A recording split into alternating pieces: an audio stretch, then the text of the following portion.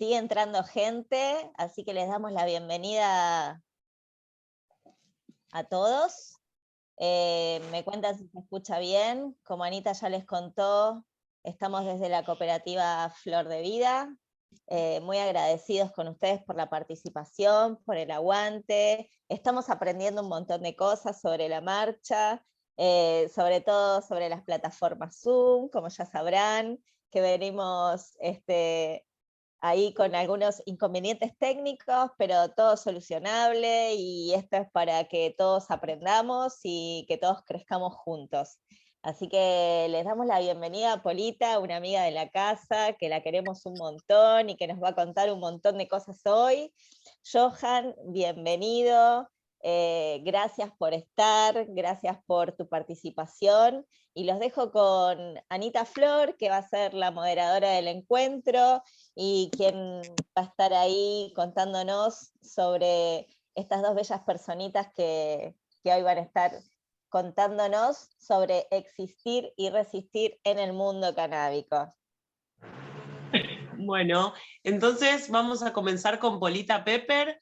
Ella es antropóloga y es parte del grupo motor de la Red Latinoamericana de Mujeres Canábicas y del documental Canábicas. Es doctoranda en Antropología Social por la Escuela Nacional de Antropología e Historia, ENA, y cofundadora y directora de la Asociación Civil Canativa, Asociación de Estudios Multidisciplinares de Plantas Medicinales y Enteógenos.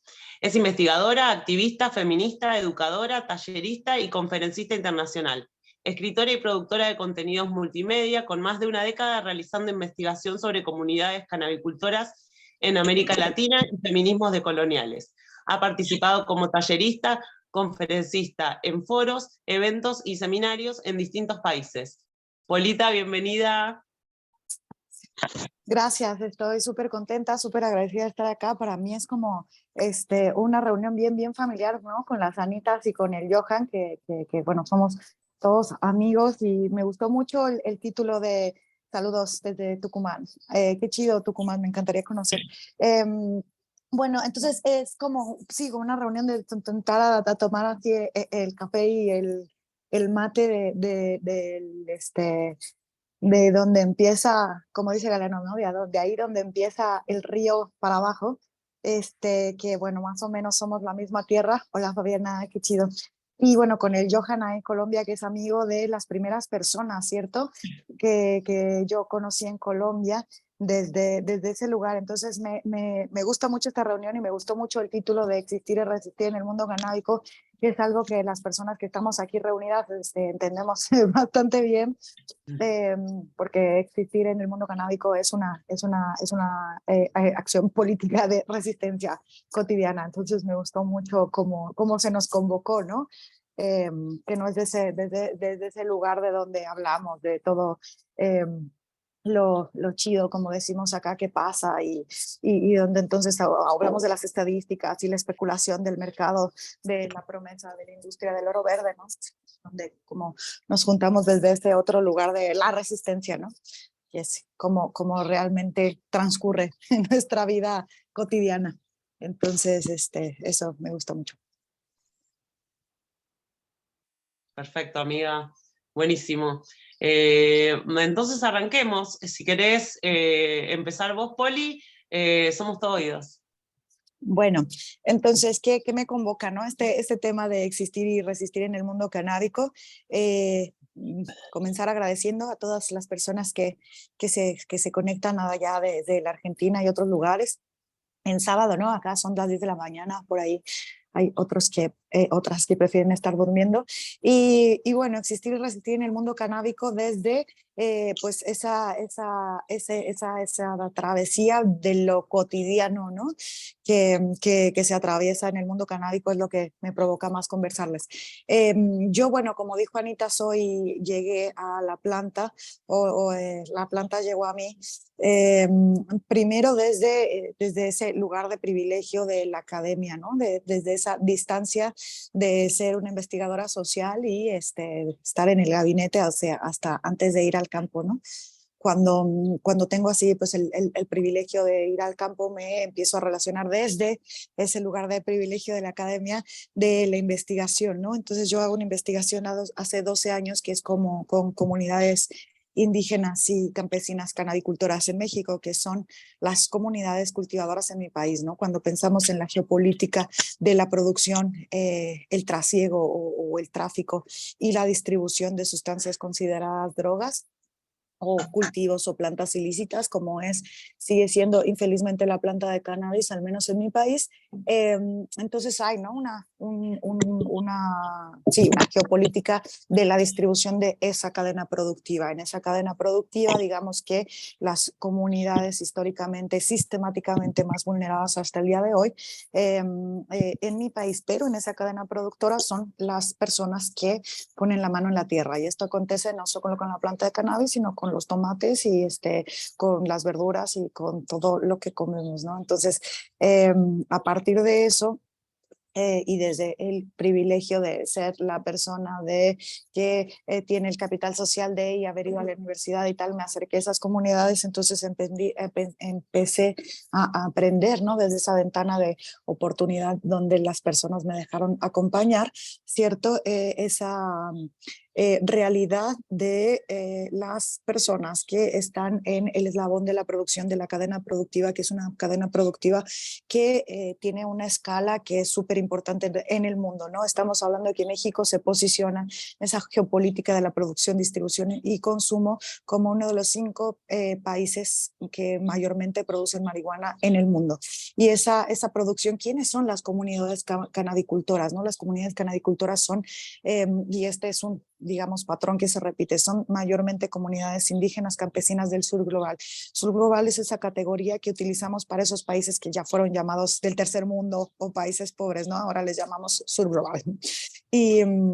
Y bueno, ¿cuáles son las implicaciones que eso tiene, ¿no? Las comunidades productoras, que son estas comunidades del sur global que forman el eslabón más vulnerable de la cadena productiva de la producción de cannabis. Entonces, estas comunidades no tienen agencia, es decir, no tienen el derecho de usufructo sobre el producto que cultivan y no es digamos, es un cultivo que fue históricamente introducido, ¿no? Es un cultivo que, a diferencia de el árbol de la coca en Colombia, que tiene una relación ancestral con las poblaciones, sino que tiene una relación histórica de producción que hoy día se considera como ancestral desde ese lugar de reivindicación de la gente que lleva 3, 4 generaciones haciendo, y que se reivindica desde esa narrativa de, bueno, si a mí esto ya lo hacía mi papá y ya lo hacía el abuelo, y entonces resulta que el maíz no me da dinero, que el frijol no me da más dinero, entonces este es mi cultivo no es mi cultivo de elección, no es el cultivo que me acompaña desde la ancestralidad en mi comunidad, pero es el cultivo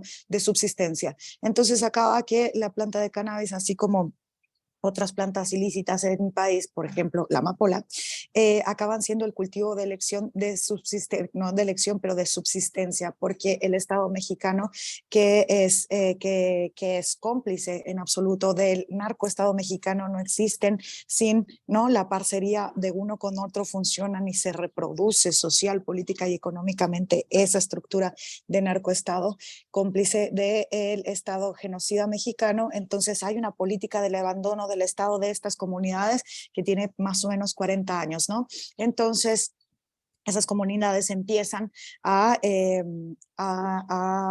tener este cargo de la producción masiva, que es el eje de la producción. Bueno, desde ese lugar me acerco a la planta de cannabis, seguí aprendiendo con H desde desde ese lugar, ¿no? Después, como 25 millones de mexicanos y mexicanas más, crucé la frontera, ¿no? Migré al American Dream, que el mío era el American Dream Green, que era el de la marihuana, ¿no? Y entonces ahí comencé a ver la realidad de otras geografías, ¿no? De cómo en el norte global se produce una narrativa que se relaciona con la planta desde ese otro lugar, ¿no? Desde después de la prohibición, el discurso de la medicina, de la comunidad, del cultivo orgánico, de todo ese movimiento hippie de los 60, 70 y la manera en la que se apropia y construye una narrativa desde ese otro lugar, pero que también es una narrativa pues capitalista, colonialista y extractivista, y de cómo eso se inserta en nuestros territorios, ¿no? En ese camino llegó Canativa. Después de la deportación, cuando nos dimos cuenta que en México no se podía vender el pescado, sino tendríamos que aprender a enseñar a pescar. Y entonces nace Canativa como una plataforma de educación, que nosotros creemos que la educación es una herramienta de transformación social, ¿no? La educación cambia la mente de las personas, y las personas cambian sus realidades, ¿no? A partir de esta herramienta de poder que es la educación. Y bueno, desde el 2014 que nos deportaron, hacia el año que entra ya serán 10 años de Canativa. Bienvenido, Ángel PPI. Y bueno, de Canativa como plataforma educativa. Entonces, ¿qué convoca, ¿no? Este tema? ¿Qué posibilidades de diálogo nos habilita la conversación de existir y resistir en el mundo canábico, ¿no? Me gustó el título porque a mí, cuando me preguntan cómo es trabajar en educación en el mundo del cannabis, cómo es ser mujer en la industria canábica, cómo es intentar trabajar con comunidades y hablar de justicia restaurativa, y no sé, yo siempre pienso en pasión y paciencia, ¿no? Pienso que después de 10 años que nos encontremos hoy en una plataforma virtual, Argentina, Colombia y México, hablar de existir y resistir en el mundo canábico tiene que ver pues con esa trayectoria de cómo construimos estas plataformas, ¿no? De cómo germinamos semillas literalmente, ¿no? De acompañar la caminata de Johan, desde ver sus primeros cultivos hasta ver las primeras semillas con registro en Colombia. Y eso tiene que ver, no con este boom de la industria del oro verde, que lo más que genera es especulación financiera, ¿no? Sino tiene que ver con una caminada que está marcada por la pasión, ¿cierto? Como un motor de cambio, por esa rabia o por esa esperanza o por ese coraje o por esas todas emociones que atraviesan el cuerpo como territorio y se van manifestando en actividades cotidianas que tienen que ver con una lucha bastante legítima y como una reivindicación de una cosa que pareciera absurda que de 2023 sigamos reivindicando, que es el legítimo derecho de nuestra libre personalidad, ¿no? De decidir de cómo gestionamos en nuestro propio cuerpo, territorio y en nuestro territorio nacional, geográfico, cultural, ¿no? En ese espacio que se significa desde las comunidades que lo viven allí, desde antes que el término droga existiera, desde antes que todo existía y ellas ya estaban ahí, la planta también, y que siempre se usó como medicina. Bueno, tiene que ver con esta lucha legítima de reivindicar ese lugar de la sociedad que es una lucha por la autonomía, ¿no? Por el legítimo derecho de ser las personas que somos, ¿no? Y de reconocer esa cadena productiva, que para que todas nosotras personas que tenemos el privilegio de estar hoy día acá, conectarnos a una plataforma, hayamos fumado un porro alguna vez, iniciado este camino, tiene que ver con un montón de personas, de territorios, de comunidades que están atravesando su vida, sus cuerpos en el cotidiano, su libertad incluso, para que esta cadena productiva acontezca.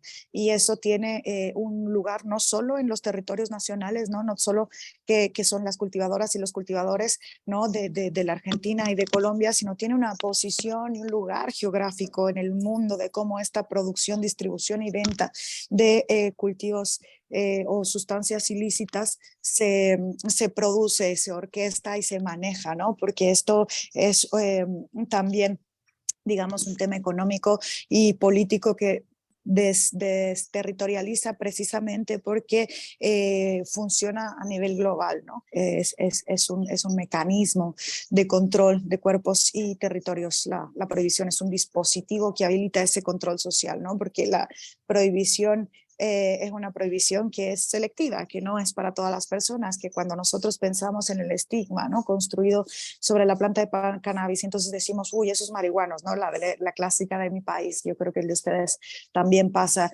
los marihuanos de la esquina, ¿no? Puta, los marihuanillos, los marihuanos, nadie se imagina un grupo de suizos ricos que trabajan en la bolsa, blancos, hombres heterosexuales, ¿no? Sino se construye ese estigma alrededor de la racialidad, de la pobreza, de la marginalidad, ¿no? Y eso es un dispositivo de control de colonial de nuestros territorios, ¿no? Entonces, existir y resistir desde Canativa, un poco la trayectoria en la vida real más allá de lo que pasamos en las redes, tiene que ver con la pasión y la paciencia de una lucha cotidiana contra varios dispositivos de control social, ¿no? El capitalismo, el patriarcado, el colonialismo, la propia fuerza de la industria del oro verde, ¿no? Y la reivindicación de la justicia restaurativa, ¿no? Que sería el reconocimiento apenas de darle lugar de posibilidad de existencia a todas esas personas que son parte de la cadena productiva, que son invisibilizadas por esta misma cadena productiva y que no aparecen en la discusión, ¿no? Justicia restaurativa sería entonces ese reconocimiento, ¿no? Esa reparación y reposicionamiento, al menos en la mesa, en la reflexión, porque para empezar de hablar de esos problemas sociales hay que nombrarlos, y el de los países productores es querer, como el narcoestado que se ejerce en mi país, es querer tapar el sol con un dedo, ser uno de los 5 mayores productores de marihuana en el mundo y tener todavía una discusión de si vamos a legalizar o no el cultivo personal o el cultivo en nuestro territorio. Entonces, existir y resistir desde Canativa ha sido un poco la contradicción y la lucha cotidiana entre esa maravillosa industria del oro verde que viene a prometernos todo un futuro sustentable, abundante y tropicalizado, como dicen los gringos cuando vienen acá a las exposiciones, ¿no? A nuestra manera, y la realidad cotidiana de nuestras comunidades, nuestras trincheras y una guerra contra las drogas que sistemáticamente opera, excluye, vulnerabiliza, priva de la libertad y de la agencia de la producción a toda esa cadena productiva.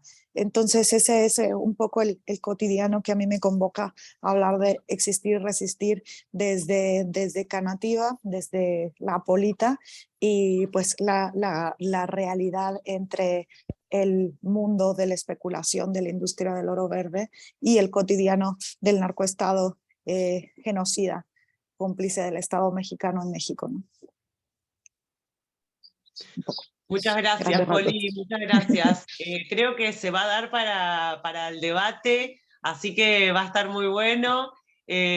Vamos a comenzar entonces la charla de Johan. Johan es cultivador de cannabis y productor de semillas feminizadas de la empresa Breeders Colombia. Tiene experiencia en mejoramiento genético y en realización de pruebas de evaluación agronómica para inscripción de variedades de cannabis en el Registro Nacional de Cultivares de Colombia.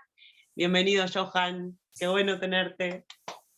Hey, un gusto estar acá, un gusto verlas y verlos y poder dar como esa visión, como una visión mixta, porque digamos que yo me he esforzado por tratar pues de movilizar a las personas, de convocarlas y de agruparlas, pero también me he esforzado como en tratar de incidir. Entonces, siento que he hecho un esfuerzo muy grande por estar en lo público, por tratar de llegar a los espacios de toma de decisión, porque finalmente uno solo tiene dos opciones: o sumirse y sujetarse a cualquier decisión que tomen nuestros políticos, o tratar de ver cómo ellos, para tomar esa decisión, tienen que negociar con nosotros. Entonces, de alguna manera nosotros,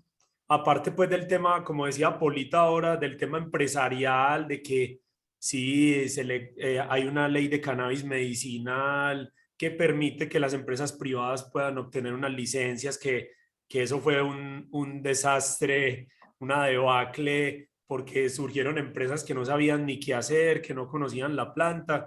En fin, el contexto pues que hoy que todos aquí ya sabemos pues de cómo le ha ido a esas empresas, y estamos hablando de empresas multinacionales, de empresas con expresidentes en su junta directiva, etcétera. Entonces, como que no solamente nos metimos como en eso de forjar una empresa y ver cómo vendemos y hasta engañar a la gente como hacen otros proyectos, sino que tenemos un compromiso social con el cultivador y la cultivadora, porque creemos que estos son de los actores más relevantes y los más castigados, porque, por ejemplo, mi lema es: el autocultivo es un derecho fundamental. O sea, no que sea, es. Entonces, ¿cómo en nuestros países y en nuestras propias realidades locales podemos exigir ese derecho? Yo sé que es muy difícil, pero cuando uno empieza a ver que los espacios de toma de decisión y los espacios de la política también encuentran ahí un caudal electoral, porque digamos que uno puede ser un activista muy silencioso y no aparecer mucho como en los medios de comunicación ni nada de eso, pero cuando uno se decide a que quiere que ellos los escuchen, quiere hacer presión en la calle, quiere generar pues como de alguna manera un llamado de atención de que ya no somos tan poquitos, ya no somos invisibles, sino que ya tenemos la conciencia de que podemos gestionar políticas públicas conjuntas, de que hay un problema en el fondo que no es ni siquiera la ley, ni la policía, ni nada, sino que el único problema y nuestro único enemigo es la prohibición. O sea, ni el narcotráfico, cuando dicen que contra el narcotráfico, pero nosotros ¿qué tenemos contra eso? O sea, nosotros tenemos que ver es que hay un sistema internacional que nos somete y somete a los países y sobre todo a nuestros países, que eso de que somos países dependientes de esas economías extranjeras, eso no es mentira, eso es una realidad, nos importa por el precio del dólar, tumban presidentes, en fin. Todo eso nos inserta en una lógica de que nosotros tenemos que ser conscientes de que ellos tienen unas lógicas y que uno puede intervenir esas lógicas de alguna manera y subvertirlas, por lo menos para aparecer en el escenario público. Y porque hay un criterio que yo creo que es en este título de existir y resistir en el mundo canábico, y es como la justicia, o sea, como que, hombre, hay leyes muy malas, sí, ninguna ley es perfecta o ningún arreglo institucional pues va a solucionar un problema de una, pero hay como una injusticia en el fondo con personas que hoy están privadas de la libertad, cultivadoras, cultivadores, vendedores de pequeñas dosis, personas que simplemente estaban fumando y no le hicieron un debido proceso y hoy están en la cárcel con penas increíbles, pero no tienen quien los defienda o ellos ya entraron como en esa realidad de que el país y la justicia no existe pues como algo visible que pueda ayudar a la calidad de vida de las personas, pero sí necesitamos como resolver esa deuda histórica de poder hacer justicia y sacar a toda esa gente de la cárcel, porque yo creo que el primer ejercicio de las leyes es despenalizar y aparte de despenalizar es quitar el delito. O sea, nosotros resistimos y existimos en la medida en que sabemos que hay otras personas que están sufriendo una compleja realidad y que si nosotros nos ponemos de acuerdo en lo mínimo, porque cada uno quiere su mundo utópico, lo tiene en la cabeza, entonces dice, yo apoyo el movimiento canábico, pero si me hacen esto. Yo lo apoyo, pero si apoyan a estos. Yo lo apoyo, pero si buscamos estos objetivos. Entonces, como que hay muchos objetivos y a la vez eso repercute en que hayan muchos colectivos. Es muy difícil que en un país todo esté organizado como en uno solo o que tenga pues como el nivel de presión para poder articular una decisión conjunta, pero yo creo que si hay un acuerdo básico es el acuerdo de que hay gente que está en prisión en este momento de manera injusta, o sea, por trabajar con una planta que solamente por un sistema de prohibición de gran escala y a nivel internacional, ese es el que nos tiene a nosotros sometidos. Entonces nosotros tenemos que dar nuestros pasos en los territorios para poder ver cómo esas leyes y esas prohibiciones no dejan de existir, pero sí dejan de importar. El ejercicio uruguayo, el ejercicio canadiense, los estados de los Estados Unidos, pues algunos, lo que ha hecho Portugal, esa gente legaliza, pero legaliza pasando por encima de directrices que no han cambiado. Es que la prohibición de la Convención Única de Estupefacientes de 1961 no ha cambiado. Que al CBD por allá le dijeron pues que podía ser con fines medicinales después de un montón de investigaciones, por allá la Organización Mundial de la Salud manda pues como esa recomendación y dice saquémoslo de la lista 4, en fin.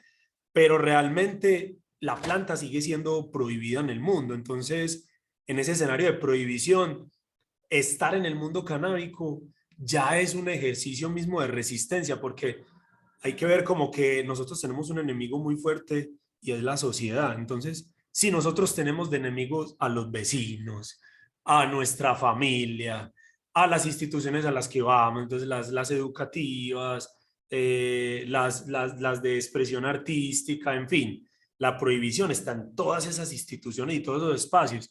Estar acá ya es llevarse a un montón de gente en contra, gente que lo va a nombrar a uno de manera despectiva como marihuanero, pero que algunos también lo resaltamos con orgullo y lo ponemos en la esfera pública de que le digan a uno marihuanero, eso no es nada, antes al contrario, esa es una reivindicación de que nosotros estamos perteneciendo pues, y defendiendo algo, pero lo utilizan de manera despectiva, apoyan las leyes prohibicionistas locales, piensan que el espacio público es un espacio libre de cannabis, en fin, hay como un montón de cuestiones pues ahí como alrededor de esa prohibición y nosotros resistimos en la medida en que nos organizamos, ¿sí? Nos hacemos visibles, nos articulamos y participamos, porque si nosotros tenemos esos 4 elementos aquí, podemos empezar a ver cómo hay una incidencia mayor y ya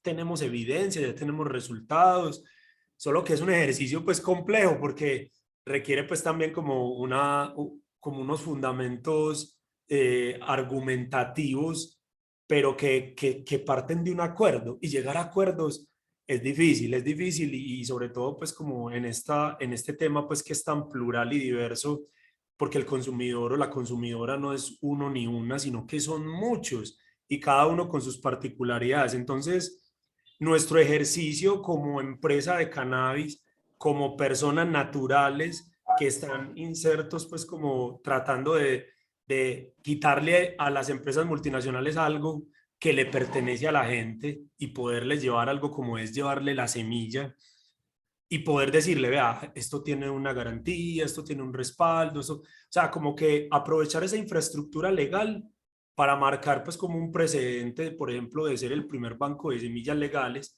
pero también crear una comunidad alrededor de ese mismo valor del cultivo. Entonces, nosotros hoy tenemos grupos de cultivadores con más de 30,000 personas, tratamos de hacer eventos en donde nos convocamos y convocamos a cultivadores y cultivadoras para que en vez de, o sea, más que pensar una competencia como por un premio, es como ver qué resultados se están teniendo y cómo se construyen escenarios de aprendizaje desde nosotros mismos, porque nos encanta criticar eventos canábicos. Yo creo que eh, si algo tiene esta escena canábica latinoamericana, por desgracia, es que es de una crítica lasciva y destructiva de todos los eventos, ninguno le sirve, ¿sí? Es como que, ¿para qué van a hacer esos eventos? Que allá se roban la plata, que allá entregan al premio, pero no se dan cuenta que en realidad hacer un evento de cannabis en este escenario, eso es un proceso de resistencia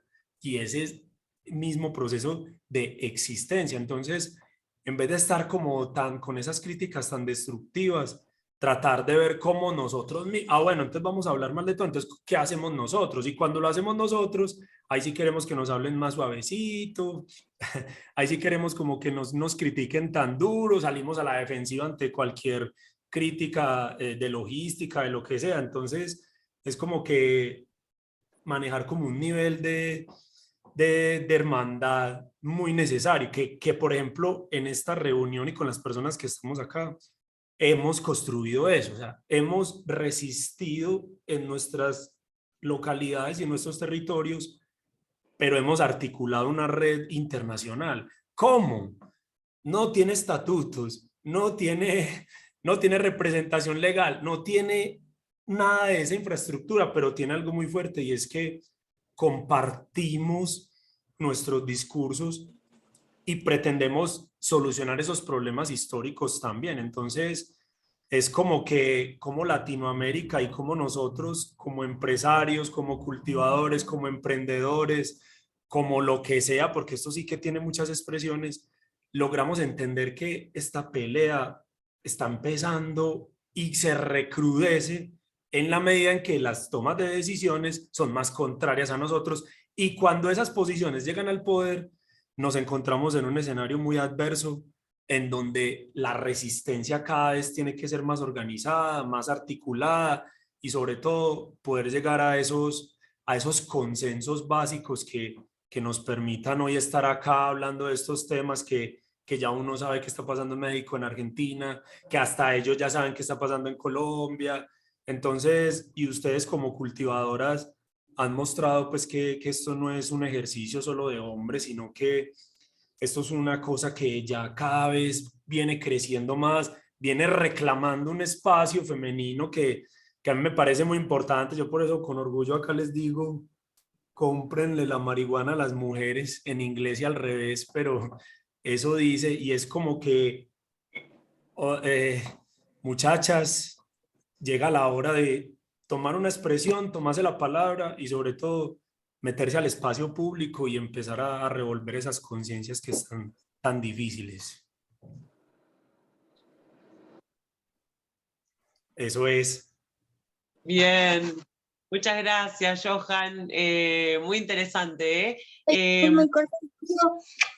Por favor, si podemos apagar los micrófonos, que hay algunos prendidos ahí. No, lo que me quedaba pensando es si nos querés contar un poquito cómo fue crear una empresa, qué es lo que hace Breeders hoy, y por ahí con qué dificultades te fuiste encontrando en el camino. Sé que en Colombia son legales desde la ley creo que es del 86. Son legales 20 plantas, ¿no? Por casa, digamos. Y pensaba en la importancia del autocultivo, ¿no? En la región, pensaba, bueno, Polita y vos son dos personas que son activistas canábicos y que también son cultivadores, ¿no? Y bueno, ¿en qué te aportó ser cultivador para el mundo empresarial y en qué te está aportando ser empresario en el mundo del cannabis?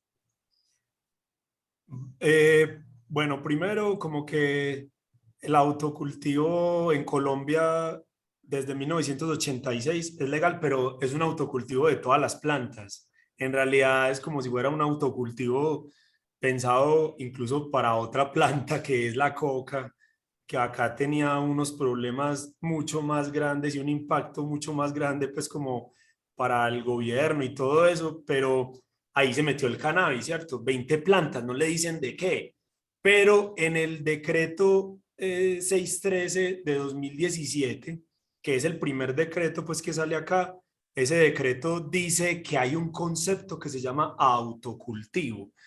Vos cuando te encontrás con ese concepto en una ley o en algo presidencial de derecha, pues porque nosotros hemos tenido gobiernos de mierda, de derecha durísimos, y vos encontrás el autocultivo ahí en concepto y algo que lo defiende y vos decís, nos dieron una herramienta gigante, sí, nos dieron una herramienta grande que nosotros nos encargamos pues también como en propagar, como en difundir, como en hacer ver pues que eso es vigente. Se te apagó el micrófono. Me silenciaron. No fue sino hablar de la derecha y me silenciaron. Entonces, es eso. Y el cultivar a mí, o sea, a mí cultivar fue lo que me motivó pues como a mostrarle a las personas lo que hacía, como que el resultado pues del proceso con las plantas y todo eso.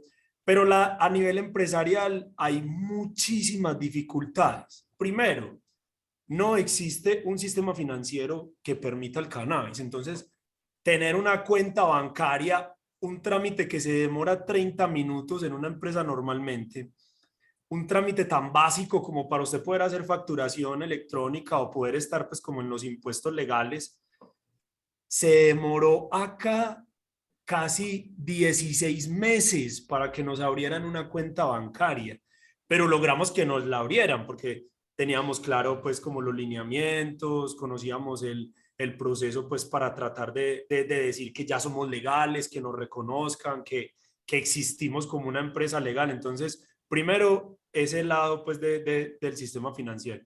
Segundo, el lado de que esta planta se pensó como si fuera cualquier planta, entonces a la industria le ha dado muy difícil adaptarse a esta planta porque no la conocen y lastimosamente pierden plata en ese desconocimiento, pierden tanto que las empresas ya no quieren cultivar, ya no quieren extraer, están esperando a ver que salga otra nueva ley de cannabis que permita el uso recreativo, en fin, se aferran como a cosas que no tienen que ver nada como con el proceso y no se fijan que el problema está al interior del proceso, en donde ellos están perdiendo como el dinero.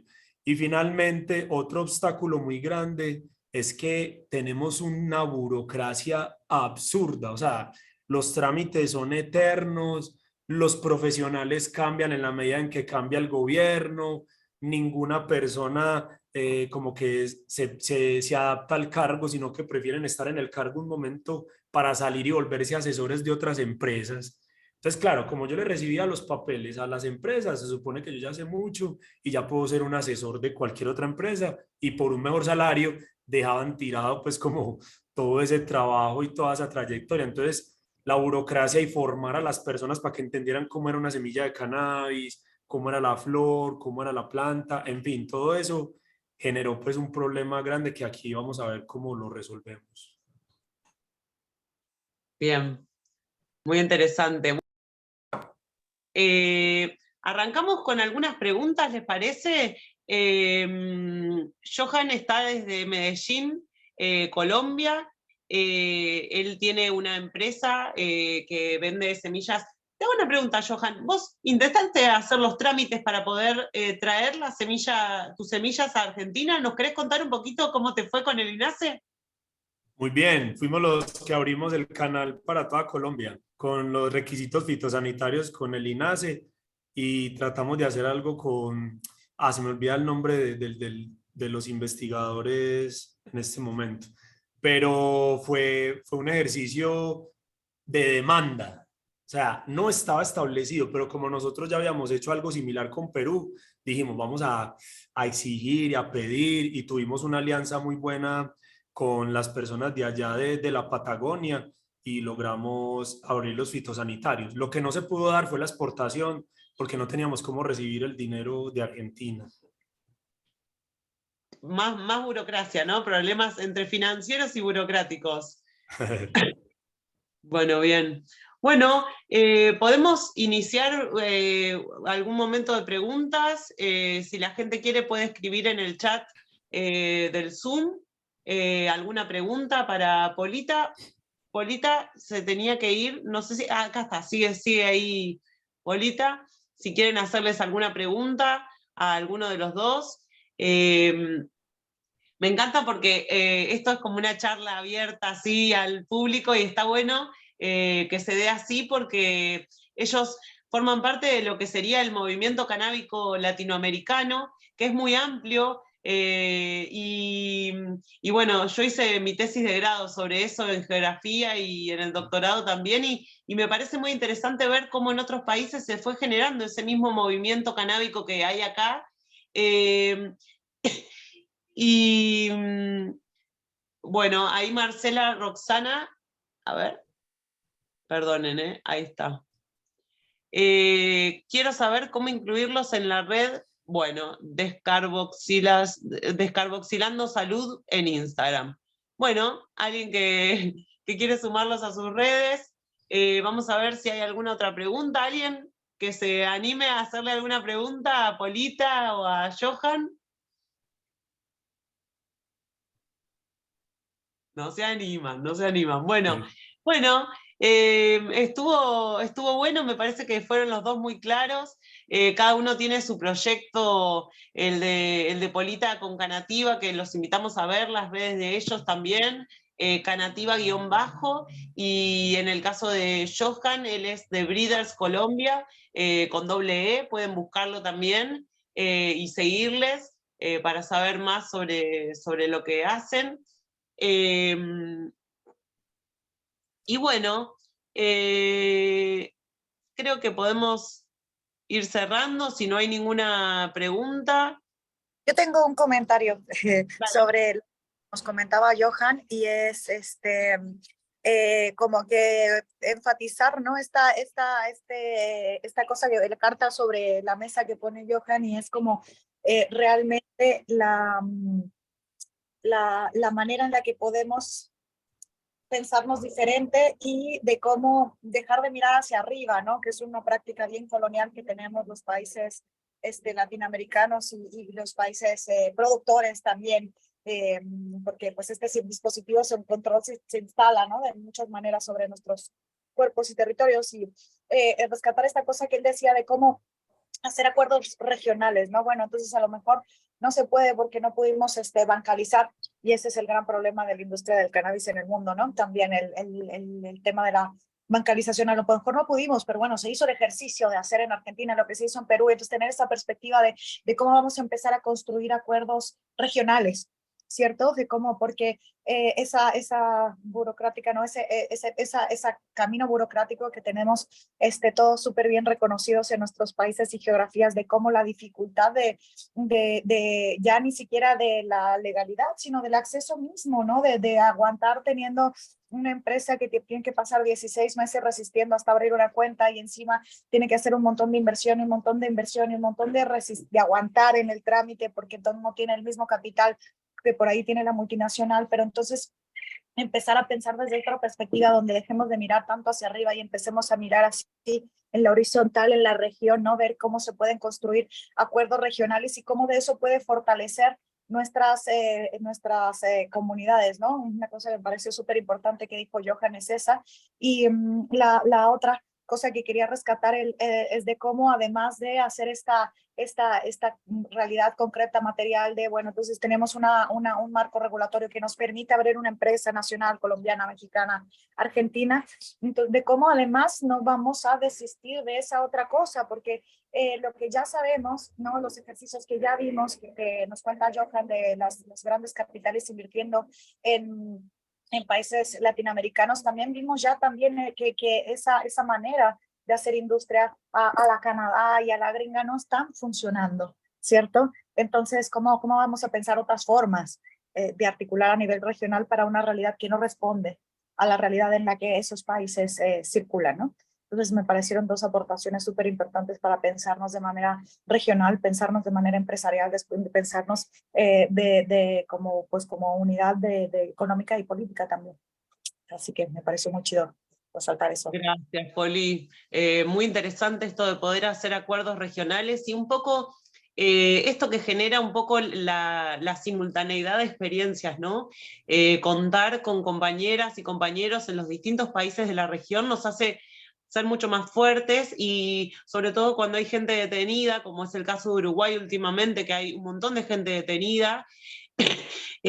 Cómo podemos ver esta unión del movimiento latinoamericano canábico y cómo podemos mejorar esa red. Un poco acá preguntaban, vamos a leer algunas preguntas, pero Hay bueno, varias. nosotras formamos parte de la red latinoamericana de mujeres canábicas en Instagram, si quieren seguirnos también.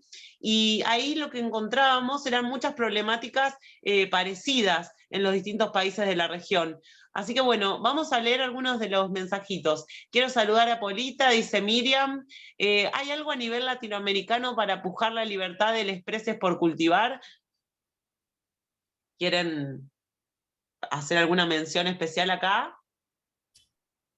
Pues puede ser que haya sido un reclamo de las marchas en todos los países. Pues, bueno, en los países que tuvieron. Los países que tuvieron marcha este 8 de mayo, era un reclamo, o sea, era evidente que sigue siendo una consigna importante en cada uno de los países. Sí. Sí. Dice, ¿tienen establecido, creo que es para Johan esta, la cantidad de THC en las cepas? O sea, los tenemos determinados y evaluados pues a partir del perfil químico de unos análisis cromatográficos pues de cada variedad. Pero en Colombia, que es lo diferente a Uruguay y a muchos países, no tenemos límite de THC para el cannabis psicoactivo, entonces podemos registrar variedades de alto THC sin ningún límite. Bien. Saludos desde Uruguay, dice Julio Rey. El Instagram es ACTA Uruguay, compañero. Julio, gran Qué activista. bueno que está. Sí, grosso, grosso. Aparte de las antiguas, Julio, ¿eh? Sí, años dándole. Sí, sí, sí. Ángel Pepey dice, en Argentina pasa lo Mira, mismo. mira, tiene la mano levantada Julio. Bien, Julio, ¿querés compartirnos algo? Hola, bueno, espero que se escuche la cámara.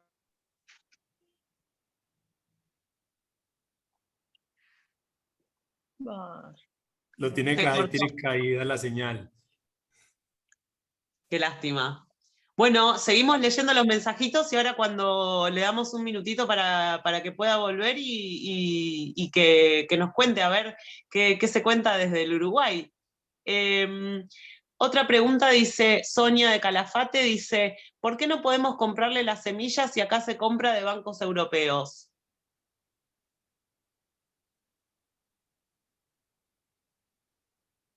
Porque las semillas de bancos europeos son semillas de colección. Entonces, usted las puede vender como si no fueran a germinar. Detrás del empaque dice semillas de colección. En cambio, las semillas de Breeders Colombia dicen semillas para siembra. Entonces, comprometen mucho el tema del autocultivo y las leyes locales de cada país. Entonces, hay varios problemas, pero ya las podemos ingresar pues de cierta manera, pero tiene que ser con Reprocan, tiene que ser otra empresa que haga la importación, porque tú como persona natural inscrita pues en Reprocan no puedes comprarnos directamente. En fin, hay un montón de trabas que se van resolviendo de a poco, porque también vea que ustedes antes el autocultivo era algo totalmente perseguido pues allá en Argentina, y yo creo pues que la modificación a la 23.750, esa ley pues que hoy permite por lo menos el autocultivo con fines medicinales, pues es que hay países donde no dejan de sembrar ni una planta, ni una. Entonces son pasos que se van dando, que ojalá fueran pues de libertad total del autocultivo y sin límites y cualquier semilla, pero esa es la realidad. Entonces tenemos ahí esos obstáculos para poder venderle las semillas a los cultivadores argentinos y a las cultivadoras. Bien, acá Ángel Pepey dice, ¿ustedes creen que este tema habría que militarlo en UNASUR o el Mercosur? Esa me gustó. Sí, claro, apoyo total. Tenemos que crear representatividad en todos los espacios, yo ¿no? no sé, les voy a contar pues qué está pasando acá en Colombia y para cerrar. Resulta que tenemos un alcalde en la ciudad de Medellín muy impopular, pues con una oposición pues agresiva, en fin, un alcalde con una imagen más bien bajita, con unos resultados pues no muy buenos, pero por primera vez en la historia de este país, un alcalde pone una campaña directamente de la alcaldía que decía siembra paz, y los animalitos que salían ahí estaban hechos con hojas de cannabis y abajo decía ejerce tu derecho al autocultivo. Entonces, ese es un gran paso. El segundo, el presidente de Colombia dijo en un evento en la Organización de Naciones Unidas, cuando le dieron la palabra, dijo, necesitamos legalizar el cannabis y la cocaína. Y eso no lo había dicho aquí nadie, pues directamente. Entonces hay como un compromiso político. Y tercero, el ministro del Interior, en el último debate que hubo sobre la legalización del cannabis con fines recreativos, se echó 7 minutos de defensa del consumo en el espacio público y de defensa del autocultivo y de defensa de la legalización del cannabis. Entonces, son cositas que se van dando, y si esto llega hasta UNASUR o hasta organismos multilaterales que comprometen políticas económicas regionales, es una genial idea y una puja que tenemos que ejercer. Total. Bueno, vamos a seguir con las preguntas. ¿Hay algunas más?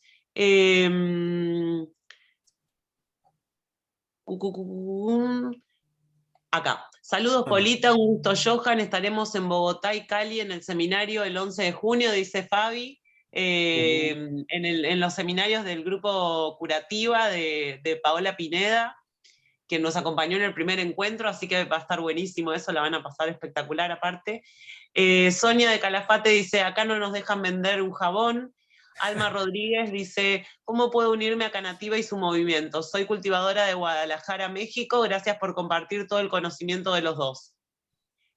Sumate al Instagram de Canativa, _ al final, para entrar en sus redes, y Polita, no sé si querés contestarle algo en particular. Sí, eso, si quieres escribirnos a las redes de Canativa, ahí el Instagram, el Facebook, cualquiera de estas plataformas, y estamos en contacto de las cosas que se articulan desde acá, desde México. Así que gracias. Bien.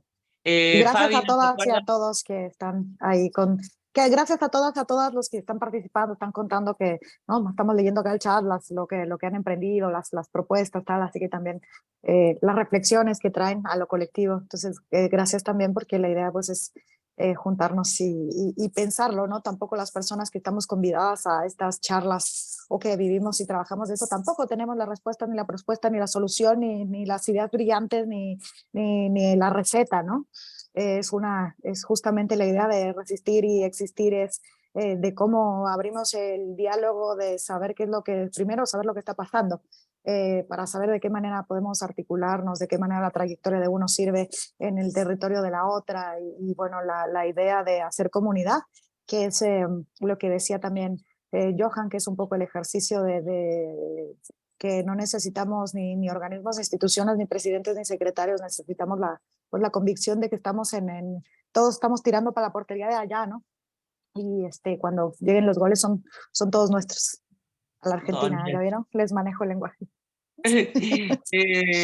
Dice Susi López, tuve el placer de conocerla, a Polita, en un conversatorio de la Red Feminista Canábica, gracias, siempre elocuente y amorosa, abrazo enorme. Buenas tardes a todos, solo pedir por la libertad de Ailén Jara y todos los presos por cultivar marihuana. Sí, Ailén es una compañera, estamos haciendo una campaña, después vamos a subir al grupo por si alguno puede y quiere colaborar con la compañera. Ella está detenida, tenía Reprocan, y es una de las tantas presas en nuestra región, ¿no? Aide dice, ellos hablan de empresarial, ¿qué abarca? ¿Hasta dónde pudieron hacerlo? ¿En qué nos beneficia a nosotros? Voy a leer todas y ahí les doy la palabra por última vez si quieren y vamos cerrando. Dice, ¿y no pueden hacerlas con esa referencia, que sean de colección, o cambia todo en las regulaciones? Sí, a pleno Mercosur canábico. Hay orgas de reducción de daños latinoamericanas que creo que llevan estos temas tomando de la mano el VIH. Acá los políticos ni hacen mención del tema. Compraremos semillas allá. Bien, bien, Fabi, se van a volver con genéticas de Johan, qué lindo, qué bueno, Breeders. Ahí tienen el Instagram de Johan Rincón y el Instagram de Breeders también, Breeders Colombia con ~E, para seguirles. Julio, ¿querés compartirnos ahora tu opinión, lo que quieras compartirnos? Hola, compañeros. Disculpen, laptop de pobre y bueno, se me ocurrió abrir la cámara y un chao. asado. Sí, tremendo. Nada, un saludo para los compañeros y compañeras ahí. Johan, ¿qué tal? Me alegro de verte bien. Polita, hola. Sí, coincido con lo que dice Johan, ¿no? El común denominador, después de mucho esfuerzo, porque no vayan a creer que es fácil tampoco convencer a los compañeros y compañeras del movimiento que alguien que haya cometido una falta ante una ley injusta necesariamente merece o necesita ser defendido, ¿no? Ese es otro proceso que es interno y que obedece un poco también a las críticas que decía Johan a los eventos canábicos, ¿no? Si yo no lo hago, todo mal, y si yo lo hago, espero que me digan que esté precioso. Y ese es un común denominador, eso es lo que Paulo Freire llamaba la sombra del opresor, ¿no? Identificarse con el opresor y pretender tener conductas que sean aceptadas por ese mismo opresor que constantemente nos ha excluido de los sistemas tanto regulados como de la corta historia del prohibicionismo, ¿no? Si uno calcula la historia de la marihuana con la raza humana y calcula el porcentaje de prohibicionismo que se ocupa en la misma, es ínfimo.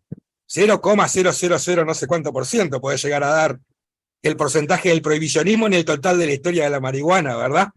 Y el verdadero problema cada vez es más patente, que es la prohibición institucional, estatal, etcétera, etcétera. Pero quería hacer referencia al necesario proceso latinoamericano que implica una articulación, ¿no? Que un poco hemos empezado a trabajarla con el movimiento canábico colombiano y la agrupación de cultivadores de cannabis de aquí, y esperamos extenderla, que justamente no tiene estatutos, no tiene una representación legal, pero tiene esa coincidencia en la defensa de qué vamos, estemos en el momento histórico que estemos de nuestros procesos respectivos, ¿ah? Sin perder el norte de que el objetivo final es la liberación de la planta, pero más que nada la liberación de las personas, ¿no? La planta ya es libre. Nosotros nos creemos que está prohibida porque el humano así cree sobre el resto de la naturaleza. Pero bueno, hay que corregir esos conceptos. Y nada, no les quito más tiempo. Muchísimas gracias.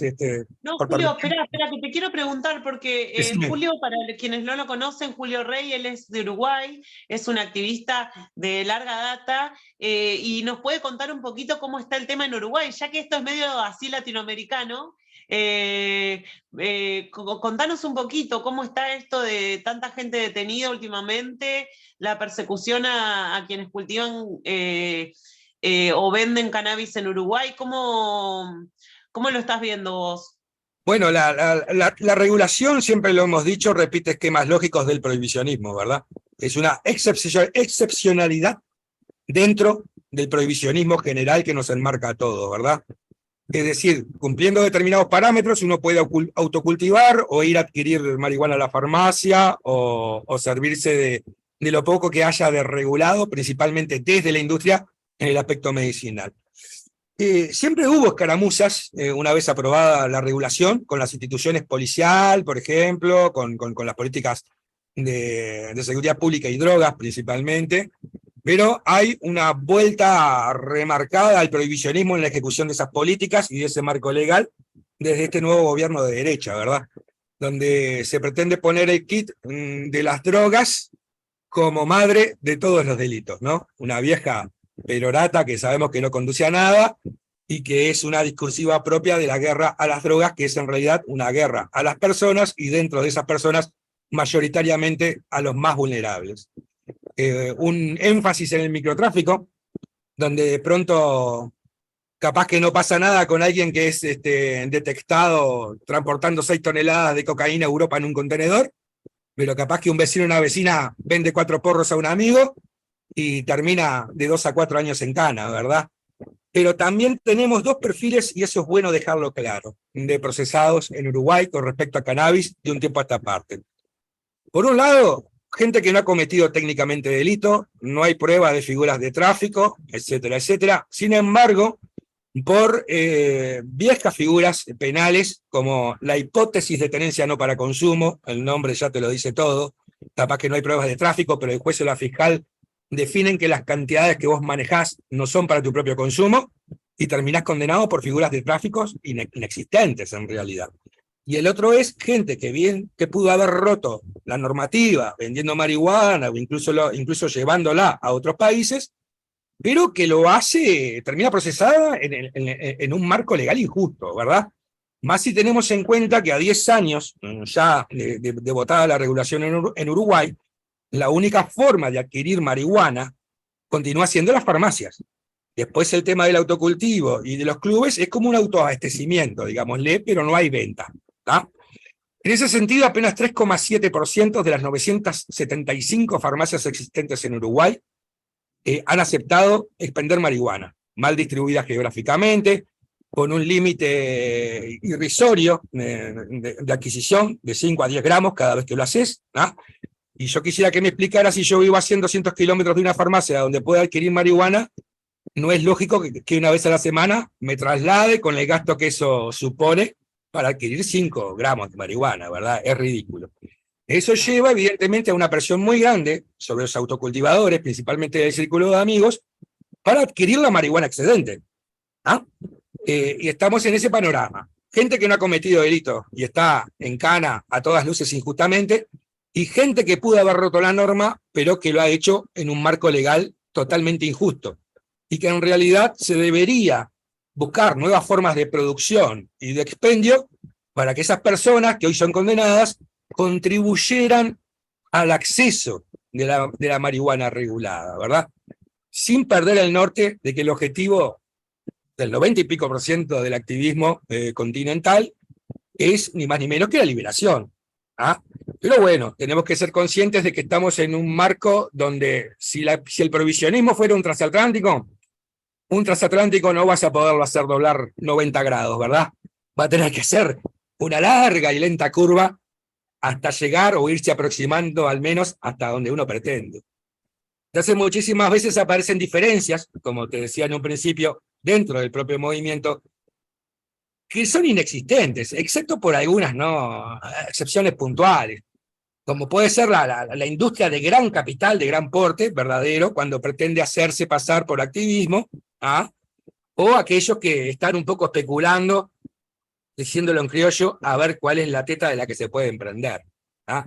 Eso un poco es lo que debilita el movimiento, pero más que nada, esa incapacidad que hemos tenido, excepto en alguna coyuntura puntual, de unirnos puntualmente e ir contra el sistema. En el caso de Uruguay, fue en el par de años previo a 2013, antes de aprobar la regulación, donde el movimiento social acordó, se unió y hubo una plataforma en común en esa lucha. Claro, después la propia regulación, por ser totalmente compartimentada en todos los aspectos, por ejemplo, con esto quiero decir que un modo de acceso es excluyente del otro, por ejemplo, si vos vas a la farmacia, no podés tener autocultivo, etcétera, etcétera. La regulación contribuyó a reatomizar el movimiento social.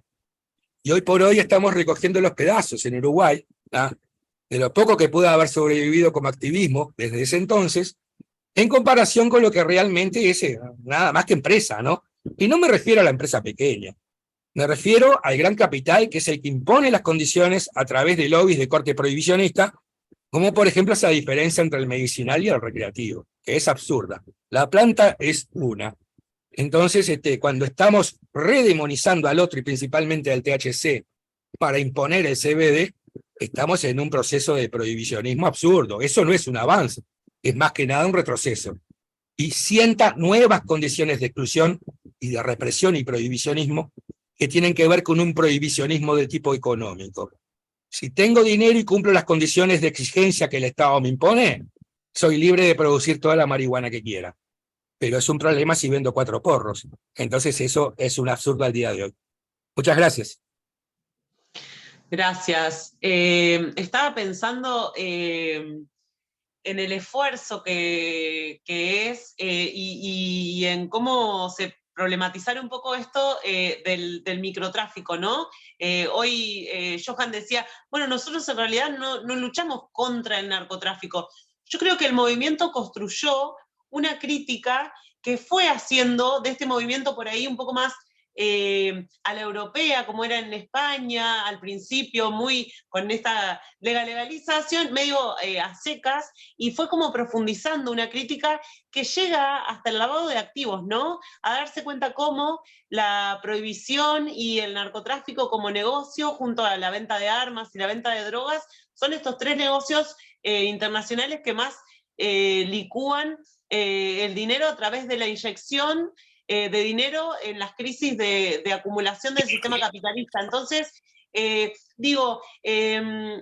prensado, que por ahí, Johan, bueno, sería algo muy diferente a lo que se conoce como creepy, pero estamos hablando de una marihuana de muy mala calidad, y yo recuerdo que haber ido a Uruguay y estar por el centro de Montevideo y sentir olor a prensado en un país que lo tiene regulado, ¿no? Entonces, todavía no podemos, ni siquiera en el caso de Uruguay, que es un país que reguló, como dice Julio, hace 10 años, no llegamos a abastecer a la población que consume cannabis con un cannabis de calidad, ¿no? Entonces, bueno, voy a seguir leyendo, que quedan algunos mensajes y vamos cerrando. Les agradecemos a los 3 las participaciones que han tenido. A ver, acá. Tenemos que hablar del trabajo que genera, dice Sonia de Calafate. Marcela Roxana dice, la unión hace la fuerza. Fabiana dice, Uruguay retrocedió entonces. Ganella dice, es discriminación por cuestión de clase social. Ángel dice, aquí llevan presa a una cultivadora, pero no le dicen nada a un gobernador que desde hace 4 años que tiene muchas hectáreas plantando para después venderle a la nación aceite de cannabis. Pero un cultivador que quiera hacer sus aceites y venderlos termina siendo perseguido o encarcelado. Julio Rey dice, la convivencia del narcotráfico con el Estado, como decía Polita. Apenas 30% de los usuarios estimados se nutre del mercado regulado. Es un número chico, ¿no? O sea, estamos hablando de un 70% que busca en mercados no regulados cannabis, ¿no? Ganella dice, es una hipocresía total que ya haya empresas gigantes como tabaqueras para el cannabis acá en Jujuy y nadie le va a robar ni una planta ni allanarlos y nosotros no podemos comercializar nada con la cantidad de trabajo que genera. Enrique dice, muchas gracias por tanto, ojalá algún día podamos vivir y trabajar de lo que amamos, cultivar. Ay, me encantó este último mensaje, ¿eh? Bueno, me parece que con ese último mensaje podemos ir cerrando. Muchas gracias, Polita. Mucha suerte en tu evento que tenés hoy. Ahí en Gracias a ustedes, gracias a todos. Guanajuato, Gracias. León, Guanajuato, puro Bajío. Desde el verano mexicano nos estás hablando. Sí, sí, hay 32 grados aquí en este momento, en este lugar. Qué lindo, qué lindo. Bueno, gracias, Johan. Te mandamos un beso grande. ¿Te sentiste cómodo? Sí, un gusto, un honor estar en Sí. este evento, verlos y verlas cómo han avanzado en todos sus proyectos y cómo el discurso cada vez toma más fuerza y más adeptos. Sí. Bueno, y hay que resaltar que pese a la falta a la oxidación, ¿verdad?, natural de nuestros cuerpos, 10 años después, ¿no?, de conocernos, acá seguimos firmes y fuertes. Eso, me encanta. Bueno, agradecida por estos espacios de debate, un placer oírles y verles, gracias. Así que bueno, con esos mensajitos nos despedimos. Hasta el sábado que viene vamos a tener una charla sobre cocinando con cáñamo. No se la pierdan porque va a estar muy bueno. Gracias a ustedes. La tenemos a Ro Ojeda invitada para el sábado que viene. Nos juntamos a las 11 de la mañana. Porque ya dejamos de tener participaciones mexicanas que tienen 3 horas de diferencia, así que nos juntamos a las 11 de la mañana el sábado que viene, y muchas gracias, la unión hace la fuerza.